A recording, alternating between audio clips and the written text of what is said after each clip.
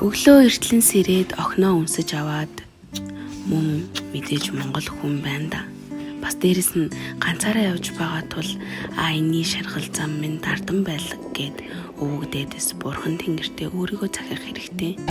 Юунаас илүү бурхан нэртэй өмсөлөхгүй гарч үл болно. Ийхүү миний бакет листэнд байх ганцаараа аялал минь эхэлсэн юм. Эхний өдрөө элдв муу хүмүүстэй таарах болов уу? Машин тэрэг минь эвдэрчхүүл яана вэ? Уйдах бах та гэдэл муул бодлууд толгойд үргэж айцтай явлаа. Төлөвлөгөөний дагуу хийхийг хүсэн зүйлсээ хийж эхэлсэн. Харин удалгүй хийх оцсон айцуд минь жинхэнэ бодит айцуд болон хувирсан. Энэ үед эргээд жаахан хүүхэд болсон мэт санагдсан. Хин нэгний дэргэд зоригтой байх гэж нам бацаалгүй, хин нэгэнд тааруулж үгээ згэнэлгүй, яг л өөрийнхөө. Үүнээс гадна сошиал ертөнцөөс тасарсан нь өөртөө ярилцаж, өөртөө комент бичиж, лайк дарах боломжийг олгосон. Хүн хийж үзэж байгаагүй зүйлээ хийж үзэж, айдсаа даван туулах үедээ өөрөөрөө их бахархах сэтгэл төрдөг юм байна лээ. Ингээд цаашаа явсан.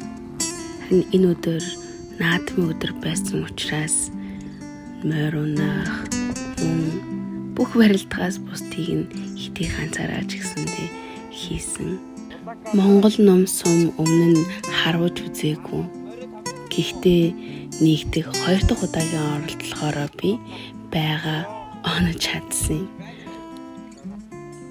Бас тэгээд хуушур идэхгүй л бол наадмын уурын сул ордгоотэй адил хуушураа бол идсэн. Ингээд би оройхон зам нийлсэн найзуудтайгаа уулзахаар голын ирэг рүү явсан.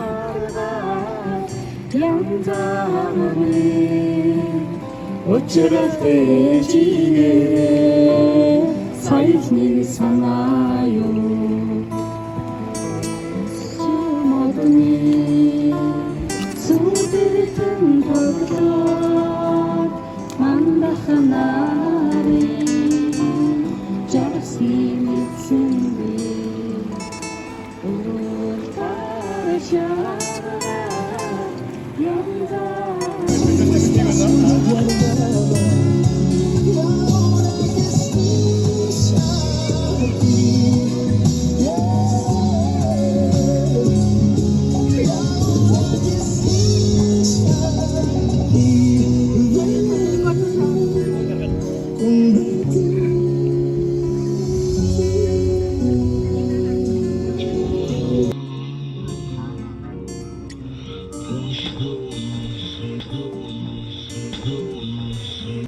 Ингээд майхан бариад камплах зориулттай камп дэрэн майхнаа бариад амрах бэлтгэлтэй орсон юм. Их олон зүйл амжуулсан өдөр байсан учраас маш их ядарсан. Гөлөг минь өдөржингөөл надад маш их ханалсан.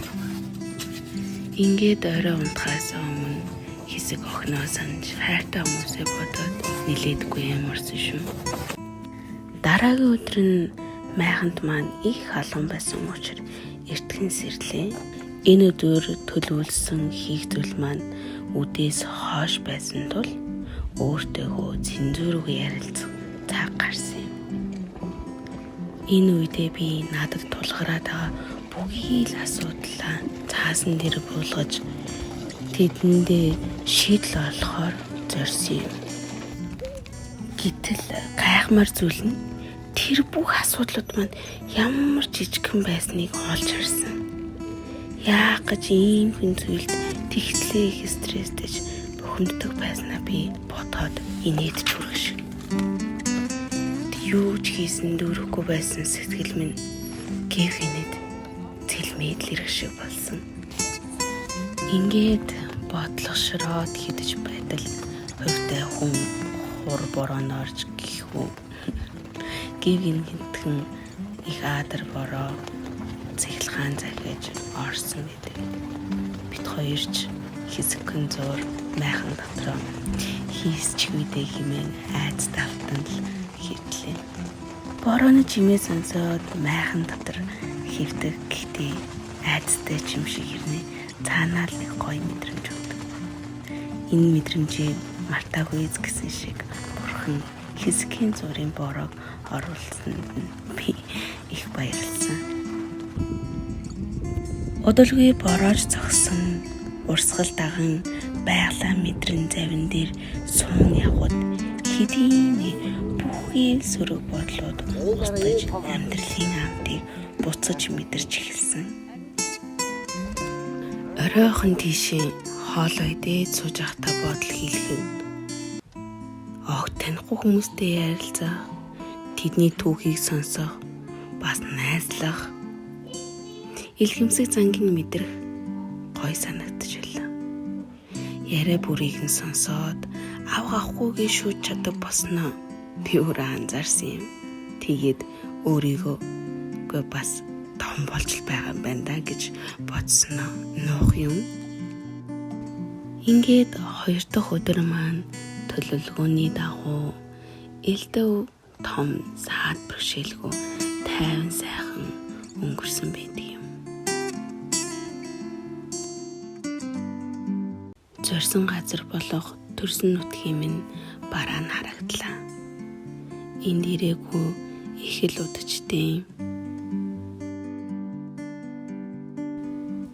Булан тохоо бүртэн миний 18 жилийн турсамж оршин. Одоо ингээд 10 хэдэн жил амьдэрсэн байрныхаа урд ирээд өөрчлөгдсөн байгааг харан суух их л сонир мэдрэмж шүү. Гэрээсээ хараад 10 хэдэн жил болсон хэрнээ одоо хүртэл зүүдэндээ гэрлүүгээ харахтаа энэ л газрын орц руу яваад ордог шүү. Аавдаа өөрүүлээ гэж гомдлоод ээжээрээ чихэр ахуулна гэж уурлаад явж исэн талбай минь.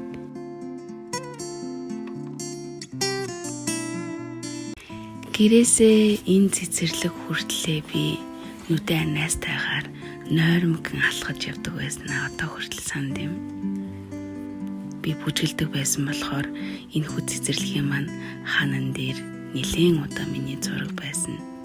Одоо батхад бахархалтайж хэрэг юм шиг. 10 жилдээ би их л дүрсгүй хүүхдээсэн. Хөвгүүдтэйгээ нийлээл хэрэгтэй үгдийг орооцолтно. Моо багш нарт та их л зэмлүүлдэг хүүхдтэй жилээ. Тэгээд би 10 жилийн АК-тайгаа одоо АК-д харалдаж ингэж төсөөлж бодож үзлээ.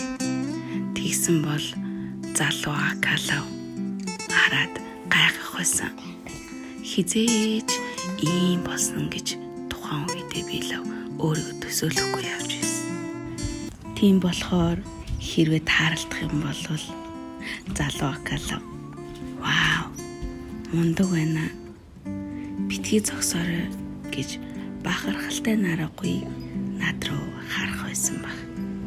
Маш их урам зориг аван нутгаа би тойрч явсан юм.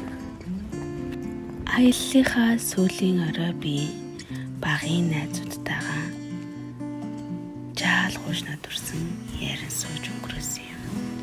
Хот руу гарахаас өмнө нутгийнхаа хамгийн өндөр уулан дээр гарan энэхүү аяллааныг дүгнэн бодсон юм. Тийхэд сэтгэл дүүрэн сурсан зүйл харвинтай зорьсон зорилгодоо хүрсэн байлаа.